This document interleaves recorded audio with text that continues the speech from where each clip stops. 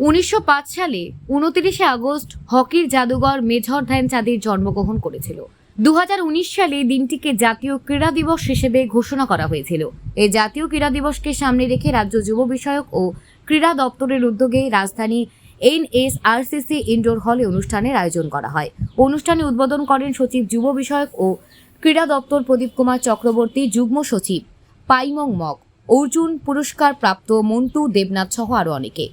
এদিনের এই অনুষ্ঠানে বিভিন্ন ইভেন্টে 4 জন কোচ ও বিভিন্ন ইভেন্টে 8 জন খেলোয়াড়কে সম্বর্ধনা দেওয়া হয়।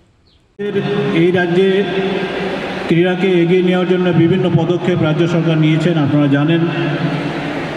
এটাকে আরও জনপ্রিয় করে তোলার জন্যে, মানুষের সুস্বাস্থ্য নিশ্চিত করার জন্যে ক্রীড়া দপ্তর বিভিন্ন ধরনের কার্যক্রম নিয়েছে,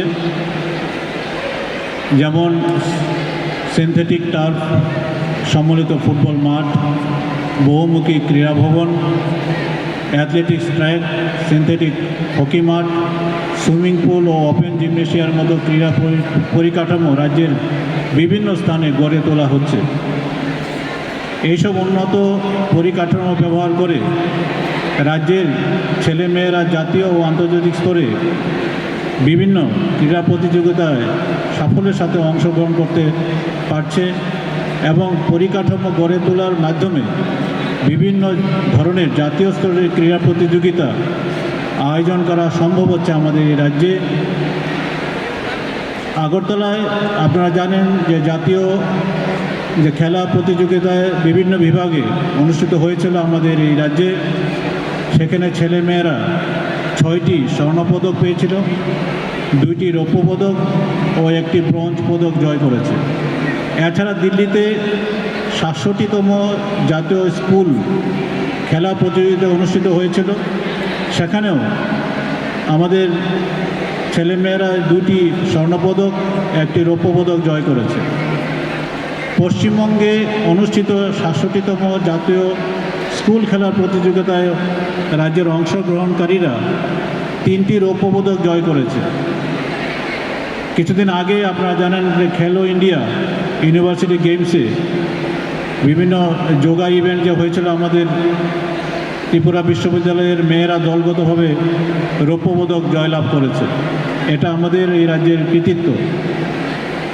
এছাড়া পরিকাঠামো উন্নয়নের জন্য আমরা বিগত কয়েক বছর যাবৎ চেষ্টা করে যাচ্ছি। 2021-22 সালে 50টি ওপেন জিম নির্মাণের কাজ হাতে নেওয়া হয়েছিল, 42টি নির্মাণের কাজ শেষ হয়ে গেছে। উমাকান্তে আপনারা জানেন এখন ফুটবল মাঠ সিনথেটিক এবং সেখানে লাইটিংয়ের ব্যবস্থা করা হয়েছে।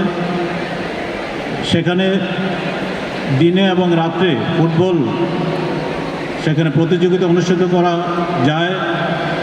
এছাড়াও বিভিন্ন সাব ডিভিশনে আমরা সিনথেটিক ফুটবল মাঠের ব্যবস্থা করেছি।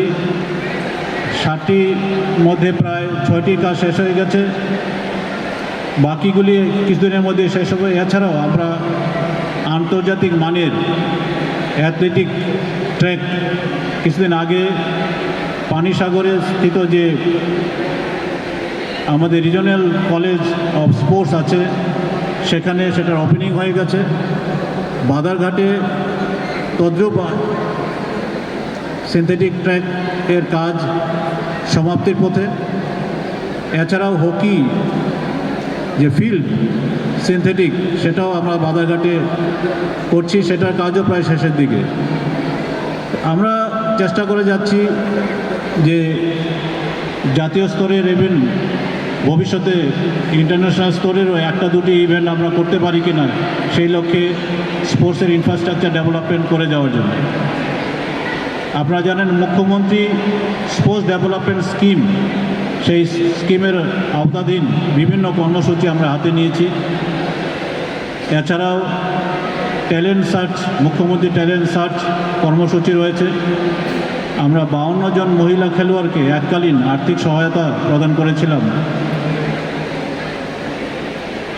এখানে মুখ্যমন্ত্রী প্রতিভাশালী পুরস্কার যেটা আছে, 26 জন ব্যক্তিত্বকে এককালীন আর্থিক সহায়তা দেওয়া হয়েছে। এছাড়াও আমরা মহিলাদেরকে মুখ্যমন্ত্রী ট্যালেন্ট সার্চ স্কিমে 5 লক্ষ টাকা পর্যন্ত অনুশীলনের জন্য বা উৎকর্ষতা বৃদ্ধির জন্য আমরা তাদেরকে আর্থিক সহায়তা প্রদান করতে পারি এবং দেওয়া হচ্ছে। এছাড়া মুখ্যমন্ত্রী প্রকল্প স্কিমগুলিতে খেলো ইন্ডিয়া প্রশিক্ষণ কেন্দ্রে খেলো ইন্ডিয়া ক্রীড়া প্রতিযোগিতা ইত্যাদির মাধ্যমে আমরা চেষ্টা করে যাচ্ছি যাতে করে আমরা খেলাধুলার মান উন্নয়ন করতে পারি এই রাজ্যে, খেলাধুলায় যেন আকর্ষিত করা যায় ছাত্রছাত্রীদেরকে। এবং এই বছর আমরা ট্যালেন্ট সার্চের জন্য ট্যালেন্ট হান্ট এরকম একটি প্রোগ্রাম শুরু করব। এটার প্রস্তুতি চলছে। আমরা কিছুদিনের মধ্যেই এই ধরনের কার্যক্রম শুরু করব আমাদের এই রাজ্যে। গ্রাম স্তর থেকে, গ্রাম পঞ্চায়েত বা এডিসি ভিলেজ থেকে বাছাই করে ট্যালেন্ট কয়েকটি ডিসিপ্লিনে আমরা ব্লক স্তরে প্রতিযোগিতার মাধ্যমে এবং ব্লক স্তর থেকে মহকুমা এবং জেলা স্তরে প্রতিযোগিতার মাধ্যমে ট্যালেন্ট সার্চ করে আমরা রাজ্য স্তরে আলটিমেটলি কয়েকটি ডিসিপ্লিনে ছাত্রছাত্রীদেরকে বা ছোট ছেলে মেয়েদেরকে বাছাই করে তাদেরকে বিদ্যালয়ে বা বিভিন্ন সহায়তা প্রদানের মাধ্যমে বিভিন্ন ডিসিপ্লিনে যাতে তারা প্রতিযোগিতায় প্রশিক্ষণ পেতে পারে সেই লক্ষ্যে আমরা কাজ করে যাচ্ছি। এছাড়া আপনারা জানেন গত বছর কয়েকজন কোচকে আমরা এনগেজ করতে পেরেছিলাম। এই বছরও বিভিন্ন ডিসিপ্লিনে যেখানে যেখানে দরকার ক্রীড়া দপ্তর সেখানে কোচের এনগেজমেন্টের জন্য ব্যবস্থাপনা করবে। আমরা খুব শীঘ্রই সেই লক্ষ্যে এগিয়ে যাচ্ছি।